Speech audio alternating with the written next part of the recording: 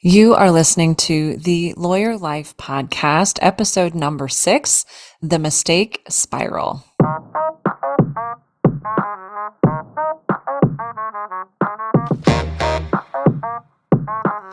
Hello, and welcome to the Lawyer Life Podcast. I am your host, Autumn Noble.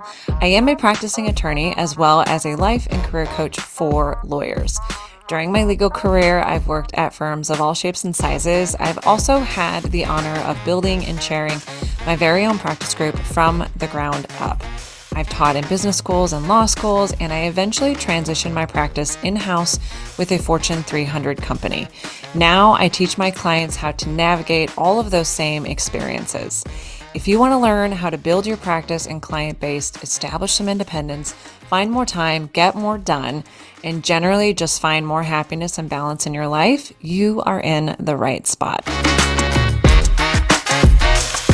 If you are new here, thank you for joining us. Be sure to check out the first few episodes to learn more about our work and set a good foundation for today's topic. If you've been here all along, I appreciate you and welcome back. Today, in this episode, we are talking about the mistake spiral. What is it and how do we stop the madness? When you start your legal career, you enter a period in your life when the metrics aren't clear and the feedback is few and far between. It's often really difficult to know if you're doing a good job. However, it's rarely difficult to know if you aren't doing a good job. That type of feedback is readily provided. So, in a profession where the only feedback that we're typically going to get is negative feedback, how do you keep those experiences from making you paranoid? In today's episode, we're going to focus on getting clear on where that type of negative feedback fits in your life and how to keep it from bogging down your best work. So first, let's set the stage. You are practicing law. You're doing the hard thing. You might feel like you're operating blindly, unsure if the last email that you sent made any sense or addressed the appropriate legal issues. Projects are submitted and they become part of this vast cone of silence with no response whatsoever. It's often really difficult to know whether that silence is an indication of your failure or a silent thank you for a job well done. In the midst of this silence treatment, you periodically receive some feedback. And as I mentioned, that's often negative feedback. It might sound something like this. That shouldn't have taken that long. It shouldn't have been that hard. You missed an important issue. You clearly did not understand the scope of the project, or you completely missed the point. When you receive that kind of feedback, and when that's the only feedback we receive, it breeds an odd form of professional paranoia. We know that we didn't do a good job in those particular instances, but we don't have any clarity on what we have done well. It's sort of like being blindfolded and sent to navigate a minefield. It's no wonder that this type of consistent negative feedback without more makes it really difficult to get back on the horse. Usually what ends up happening is we spend more and more time agonizing over every minute detail of every later project, hoping that we're getting better at anticipating those mines. This is what I call the delightful little insecurity delay. We take that negative feedback that we received and we camp out in this self-created paranoia. While we would like some positive feedback, we would almost prefer the silence than this sudden, surprising criticism, like a slap in the face. When we live in that paranoia, projects take longer and our brain becomes filled with self-doubt and negative chatter. It's hard to focus on the task at hand in between beating yourself up for your mistakes and worrying that you're about to mess up again. So the natural result is that we kind of spin in this insecurity. Things take longer, even simple tasks, and we start to kind of cower in fear of any future mistakes. This is one of the most common things I see among attorneys and humans, regardless of their skill set, regardless of their experience or where they are in their career. It is ultimately this fear of making mistakes. As attorneys, we can become so paranoid about making a mistake that we put a tremendous amount of pressure on ourselves, and our minds become filled with kind of this nonstop nasty chatter. Don't make another mistake. You have to get this right. It has to be perfect this time. They all think you're an idiot. Maybe you shouldn't have become a lawyer. Maybe you don't have what it takes. All of those thoughts swirl around in the background. We've talked about kind of our negative, nasty elevator music, and that really ratchets up in this insecurity, delay, mistake spiral that we can often find ourselves in. Not only are we frustrated about the last mistake, but now all of that noise makes it even more difficult to focus and do the job at all. When I was a partner, I always knew when an associate was spinning in this space. They take longer to do everything. They agonize over the smallest details. And the result of all their mental berating is that they usually end up missing the big picture and billing the client a ton in the process. What's more is those associates rarely reached out for help before they got in too deep. It was incredibly frustrating.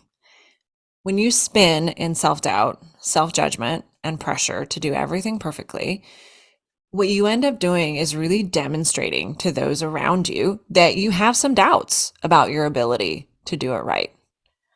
When you allow one mistake to send you into a tailspin, it makes it difficult for those around you to have confidence that you believe in your abilities, that you can handle feedback and bounce back and still do a good job, or that you can operate under the pressure that's really attendant to practicing law.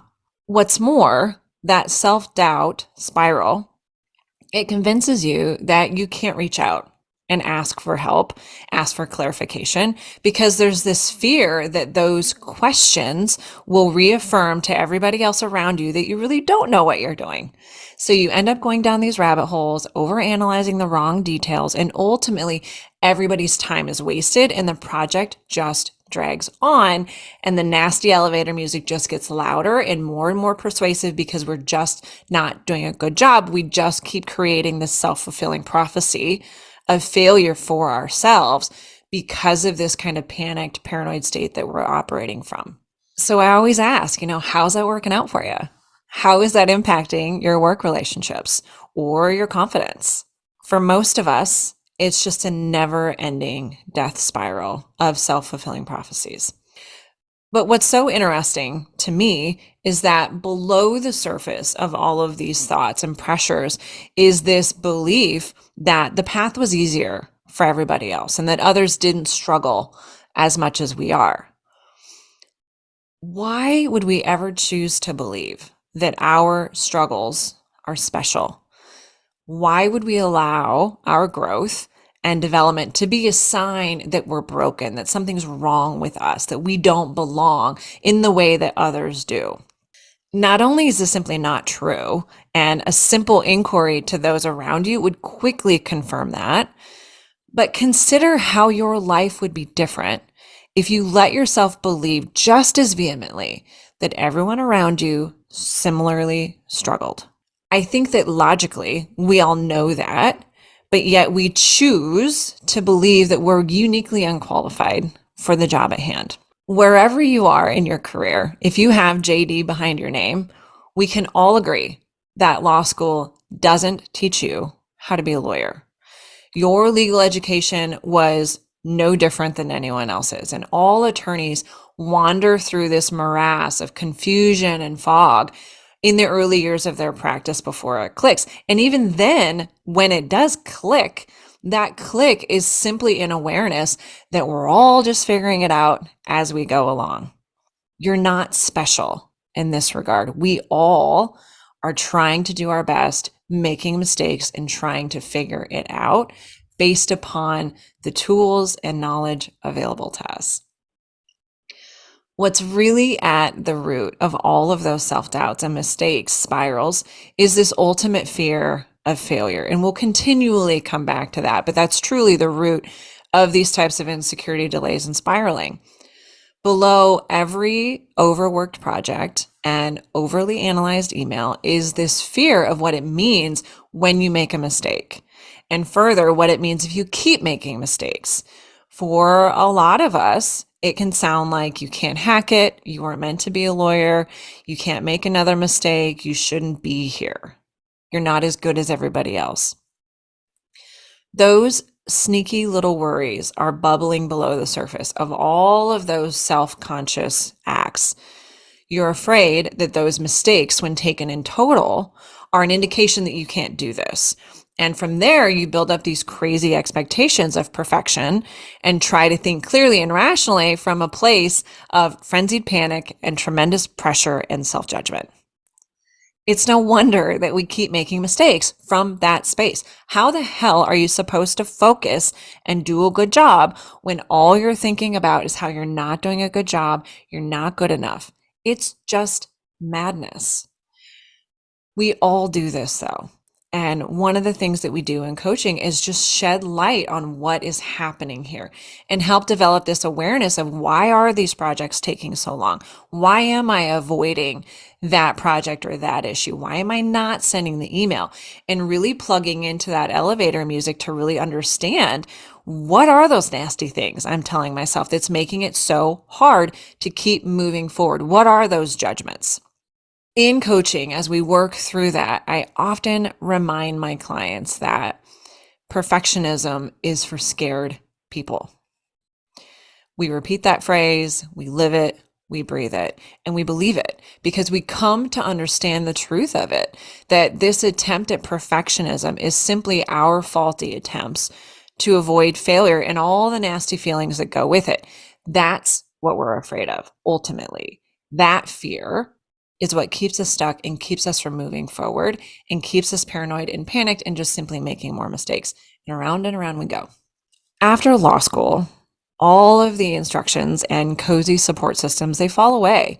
And we enter the first phase of our lives where there aren't clear guidelines. The metrics are pretty fuzzy. And you just have to start trusting that you know enough and that you're doing it right.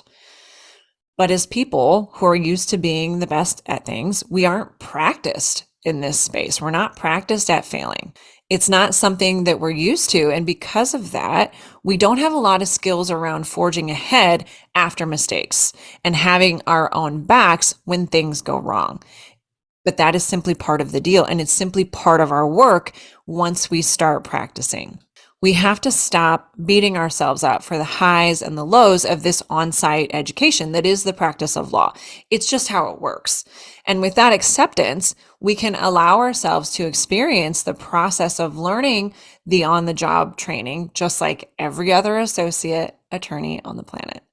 One small mistake does not mean that you're not cut out to be a lawyer. We cannot let that mistake stoke the fires of fear and propel you into that perfectionist frenzy. You are a human. You will mess up. Welcome to the party. Okay, so that's all fine and good. But seriously, how do we stop this spiral once we get into it? So we've got the awareness, we know what's going on, but like really, truly, like that's not helpful. How do we get out of it? Because let's be honest, in this profession, often the only feedback that we typically get is negative or outright silence. And it just kind of stokes those fears and those worries. So it really sets us up for this type of spiraling. So, how do you keep those experiences and that negative feedback from making you paranoid? In order to dig out of this pit, you have to start pursuing additional facts and facing some new realities. So, first, and we've talked about this a little bit already, you are not perfect. You will never be perfect, but no one else in your professional orbit is perfect either. The first step in getting through insecurity delays is to get some perspective. You're not perfect, and neither is anyone around you. We all make mistakes in our practice, and we all especially make mistakes when we're just starting out. Do not allow yourself one moment to believe that anything else is true. One thing that might help you grab onto that perspective is to ask yourself, when was the last time you saw a senior attorney, a shareholder, a partner make a mistake? I love asking this during my coaching sessions. It's like this light bulb turns on, and I hear these crazy stories of the idiotic things that these senior attorneys do. We know so many examples of these people who are supposed to know everything making colossal mistakes. But for whatever reason, we are able to ignore all of that evidence and instead just believe that we're the only ones that mess up. You know as well as I do that senior attorneys can make some pretty ridiculous mistakes. And if you open yourself up to that exploration, you will be overwhelmed with examples of the humanness of everybody around you. We all do it. We all make mistakes. We have to just force ourselves to find evidence to support that belief because you know that it's there.